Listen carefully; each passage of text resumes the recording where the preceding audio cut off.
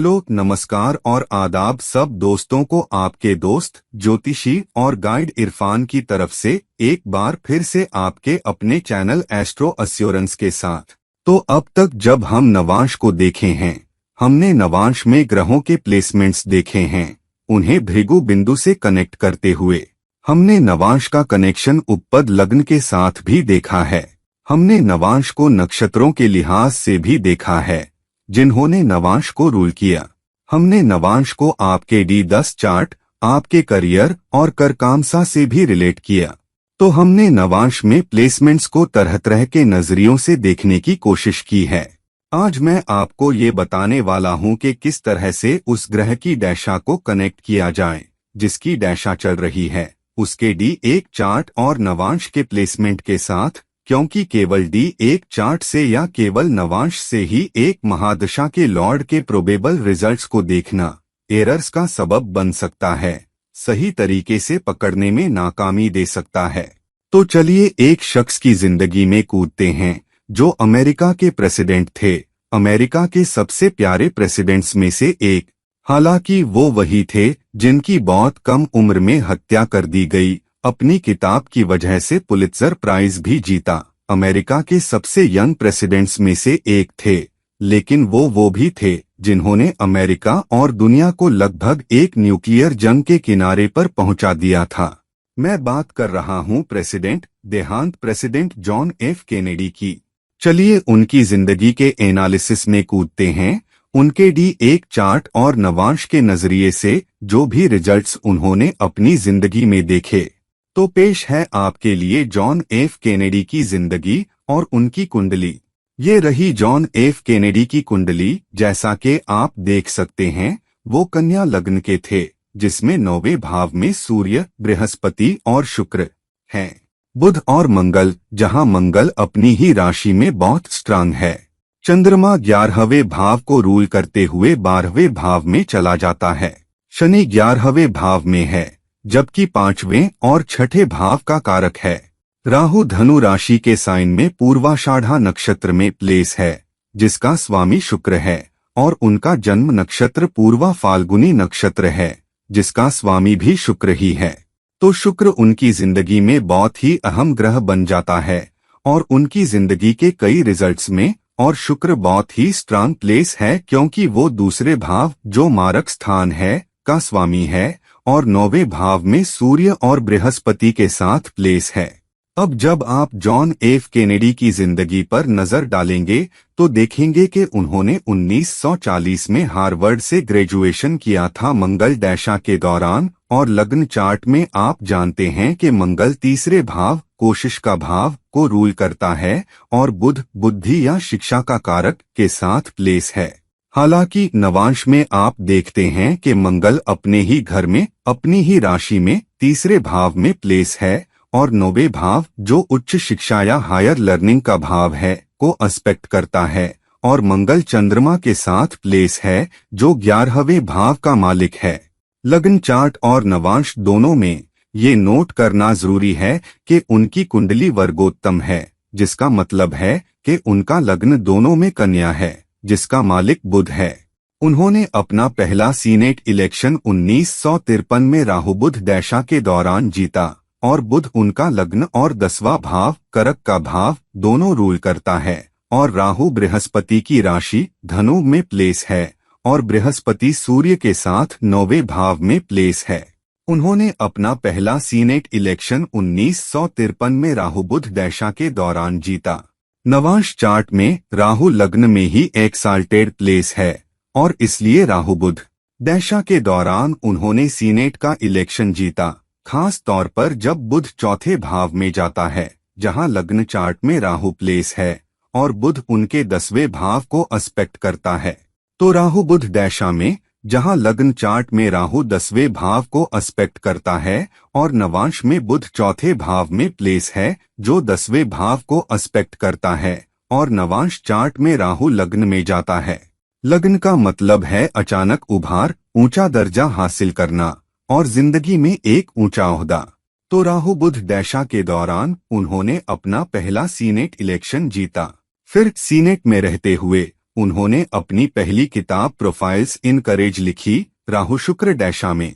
अब शुक्र लग्न चार्ट में 9वें भाव में प्लेस है और 9वां भाव पब्लिशिंग का भाव भी है, जबकि वो दूसरे भाव भाषा का भाव का मालिक है। और शुक्र सूर्य के साथ प्लेस है और सूर्य रोशनी दिखाता है और सूर्य शुक्र साथ में आर्ट्स में किसी आर्टिस्टिक कोशिश में सफलता के लिए अच्छा प्लेसमेंट है। और इसलिए राहु शुक्र डैशा के दौरान उन्होंने अपनी किताब प्रोफाइल्स इन करेज के लिए अपनी जिंदगी का पहला पुलित्जर अवार्ड जीता। अब नवांश चार्ट में राहु लग्न में ही है तो वो पुलित्जर प्राइज जीतते हैं, जो उनकी कहानी और पब्लिक दुनिया में उनकी इज्जत में इजाफा करता है। और शुक्र उनका 9वां भाव तो रूल करता है, लेकिन 12वें भाव में शनि के साथ प्लेस है और शनि लग्न और D9 दोनों चार्ट में उनका 5वां भाव रूल करता है। और जैसा कि हम जानते हैं कि 5वां भाव आर्ट्स में उपलब्धि का भाव है, वो करना जो आपको पसंद है, जो करना आपको अच्छा लगता है। तो शुक्र लग्न चार्ट में पब्लिकेशन के 9वें भाव में प्लेस है, साथ ही भाषा के दूसरे भाव का मालिक है। और नवांश चार्ट में 5वें लॉर्ड शनि के साथ प्लेस है, जो लग्न चार्ट और D9 चार्ट दोनों में 5वें भाव को रूल करता है, जो आर्टिस्टिक कोशिश में जो आपको करना पसंद है, जो करना आपको अच्छा लगता है और मीडिया प्रेजेंस के भाव में एक्सेल करते हैं। तो वो राहु शुक्र डैशा में अपना पुलित्जर प्राइज जीतते हैं। फिर वो प्रेसिडेंट के इलेक्शन में खड़े होते हैं और 1960 में निक्सन को हराकर प्रेसिडेंट का इलेक्शन जीतते हैं राहु मंगल डैशा में। अब मंगल लग्न चार्ट में अपनी ही राशि मेष में प्लेस है, जो तीसरे भाव self effort, self enterprise, self made आदमी का भाव को रूल करता है और मंगल 11वें भाव को एस्पेक्ट करता है। मैंने कई बार कहा है कि 11वां भाव सुपर सक्सेस के लिए, खास तौर पर पॉलिटिकल सक्सेस के लिए क्रिटिकल हो जाता है। तो मंगल यहाँ 11वें भाव को एस्पेक्ट करता है, जहाँ शनि भी प्लेस है और शनि कुंभ राशि पर भी रूल करता है। और राहु चौथे भाव में है, लेकिन 10वें भाव करक का भाव को एस्पेक्ट करता है, साथ ही 8वें भाव में मंगल को भी एस्पेक्ट करता है। अब उनके नवांश चार्ट में मंगल 9वें भाव को एस्पेक्ट करता है, जहां सूर्य प्लेस है, सूर्य पावर दिखाता है, पॉलिटिकल पावर, पॉलिटिकल अथॉरिटी। और मंगल उनके 10वें भाव बढ़ते करियर का भाव को भी एस्पेक्ट करता है और राहु लग्न में ही प्लेस है। और क्योंकि मंगल शनि को भी एस्पेक्ट करता है और शनि एडमिनिस्ट्रेशन, गवर्नमेंट एडमिनिस्ट्रेशन के बारे में है, और नवांश चार्ट में मंगल कुंभ राशि को, जो छठे भाव सर्विस के भाव में है, भी एस्पेक्ट करता है और शनि छठे भाव सर्विस का भाव को रूल करता है, तो वो सर्विस में सबसे ऊंचे ओहदे पर चुन लिए जाते हैं, प्रेसिडेंट बनते हैं, क्योंकि राहु शुक्र के नक्षत्र पूर्वाषाढ़ा में प्लेस है। और सूर्य लग्न चार्ट में शुक्र के साथ वृषभ राशि में प्लेस है और सूर्य नवांश चार्ट में भी वृषभ राशि में 9वें भाव में वर्गोत्तम प्लेस है और नवांश चार्ट में राहु 9वें भाव में है और नवांश चार्ट में राहु शनि द्वारा रूल किए गए 5वें भाव को भी एस्पेक्ट करता है और इसलिए वो देश के सबसे ऊंचे ओहदे पर चुन लिए जाते हैं। अब जब डैशा बदलकर बृहस्पति डैशा आती है 1962 में, जब वो बृहस्पति डैशा के पहले भाग में होते हैं, तब क्यूबन मिसाइल क्राइसिस शुरू होता है, क्योंकि अमेरिका ने यूरोप में यूएसएसआर के करीब न्यूक्लियर मिसाइलें लगा रखी थीं। अमेरिका क्यूबा पर हमला करने की प्लानिंग करता है। सोवियत यूनियन भी 1962 में क्यूबा में अमेरिका के कोस्टलाइन के करीब मिसाइलें लगाने की प्लानिंग करता है, क्योंकि यूएसएसआर को भी डर है कि अमेरिका क्यूबा पर हमला करेगा, जो एक कम्युनिस्ट देश है और यूएसएसआर के करीब है। क्रुश्चेव, जो यूएसएसआर के प्रेसिडेंट हैं, जानते हैं कि अमेरिका के आर्मी जनरल क्यूबा पर हमला करने की प्लानिंग कर रहे हैं और ये एक भूल थी अमेरिका की तरफ से कि क्यूबा पर हमला करने की कोशिश करना, जो यूएसएसआर के कैंप में था, जिसकी वजह से यूएसएसआर ने जाकर क्यूबा में अमेरिका के कोस्टलाइन पर ही न्यूक्लियर मिसाइलें लगा दी। ये एक भूल थी, ये जॉन एफ कैनेडी की तरफ से एक गलत निर्णय था, क्योंकि लग्न चार्ट में उनका बृहस्पति कृतिका नक्षत्र में या सूर्य द्वारा रूल किए गए नक्षत्र में प्लेस है, और सूर्य लग्न चार्ट और नवांश चार्ट दोनों में 12वें भाव नुकसान, अनदेखे नुकसान और चुनौतियों का भाव को रूल करता है। ये जरूरी है क्योंकि नवांश चार्ट में बृहस्पति मकर राशि, जो शनि द्वारा रूल की जाती है, में नीच का हो जाता है और बृहस्पति सूर्य को एस्पेक्ट करता है, जिसका मतलब है एक नीच बुद्धि ज्ञान की हानि बृहस्पति का सूर्य द्वारा रूल किए गए नक्षत्र में होना, और इसलिए ये गलत निर्णय दिखाता है। और इस गलत निर्णय ने लगभग दुनिया को न्यूक्लियर जंग की तरफ धकेल दिया, क्योंकि बृहस्पति नवांश चार्ट में राहु को भी एस्पेक्ट करता है, और राहु बृहस्पति को एस्पेक्ट करता है, तो राहु बृहस्पति को इन्फ्लुएंस करता है और उसे सही निर्णय लेने नहीं देता। शुक्र है और ख्रुश्चेव को पर्याप्त क्रेडिट नहीं दिया जाता, जिन्होंने, जैसा कि इतिहास में कहा जाता है, ब्लिंक किया। उन्होंने मान लिया कि वो मिसाइलों को क्यूबा से हटा देंगे, इस वादे के साथ कि अमेरिका क्यूबा पर हमला नहीं करेगा। और बृहस्पति की इसी दशा ने उनकी जान भी ली, जब नवंबर 1963 में बृहस्पतिशनी दशा में उनकी हत्या कर दी गई।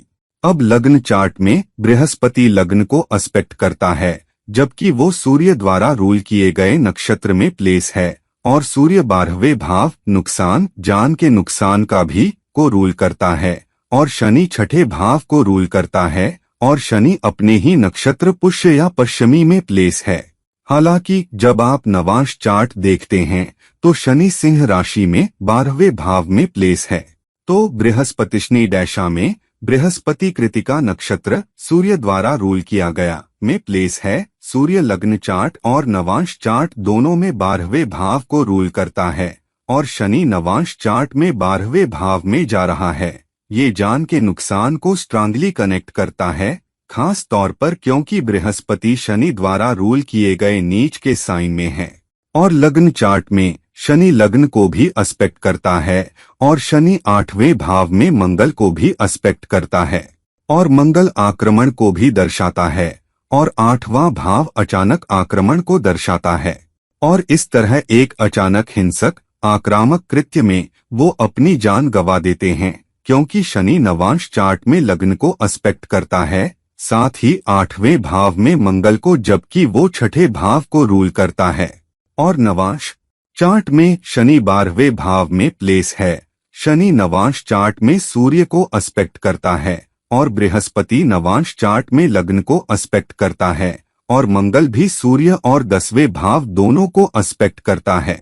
तो एक अचानक हिंसक कृत्य के जरिए मंगल सूर्य को एस्पेक्ट करता हुआ वो अपनी पॉलिटिकल पावर खो देते हैं, और एक हत्या के जरिए उनके करियर का अंत हो जाता है, जो जानलेवा साबित हुआ।